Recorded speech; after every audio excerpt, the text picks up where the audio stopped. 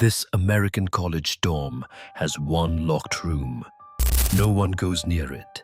They say, if you listen closely, you can still hear her. The lights flicker in the hallway.